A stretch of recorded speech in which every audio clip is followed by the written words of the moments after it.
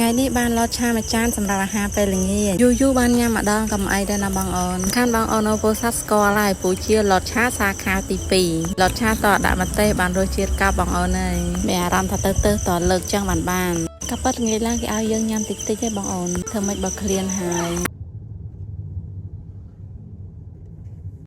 ដាក់តើវ៉ាអីតើវ៉ា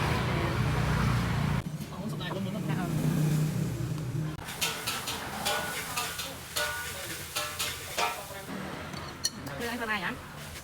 ว้าวว้าวงั้นแต่น้ำก่อน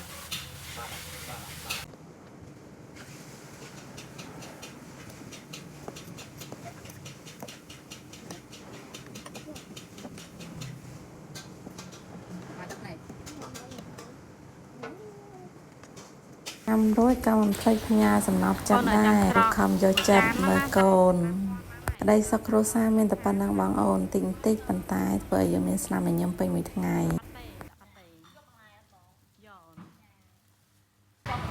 ตาว่าเด็กตาว่า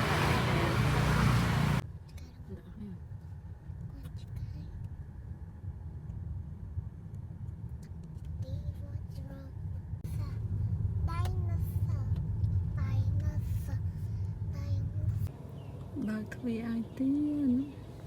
កំសាញ់មែនតែញូញ៉ាំពីបោះឆាទៅដងហ៎តែមកឲ្យយើងញ៉ាំផងថាយើងរើសអើយើងមិនញ៉ាំខឹង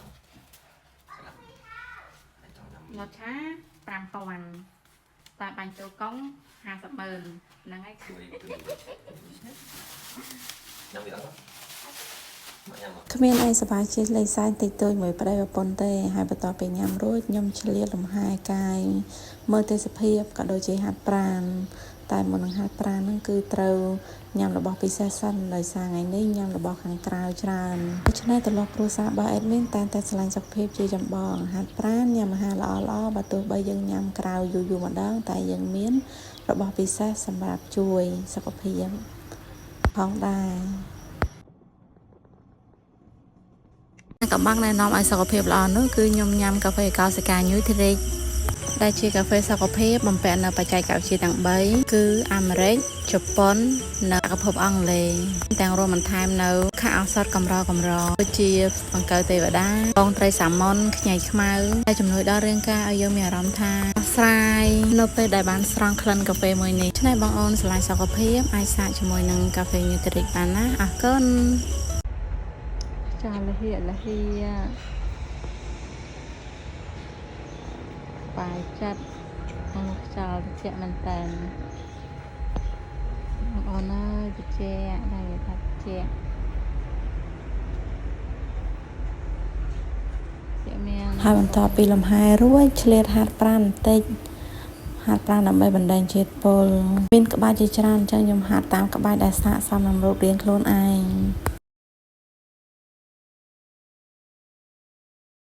នឹងតែងតែឆ្លៀតពេលកាត់នៅកំណត់ហេតុប្រចាំថ្ងៃនិងរៀបចំផែនការសម្រាប់ថ្ងៃស្អែកតែសំខាន់ទៀតនោះគឺការថែសម្រស់បើមិនអញ្ចឹងទេយើងអត់មានភាពជឿជាក់លើខ្លួនឯងការងារអត់រលូនលទ្ធផលក៏ទៅតាមនឹងដូចគ្នាហើយនេះគឺជាសកម្មភាពប្រចាំថ្ងៃរបស់ admin ក្នុងមួយថ្ងៃអរគុណអ្នកទាំងអស់គ្នាសម្រាប់ការតាមដានទស្សនាគាំទ្រវីដេអូ admin កន្លងមកអរគុណច្រើនបាយបាយ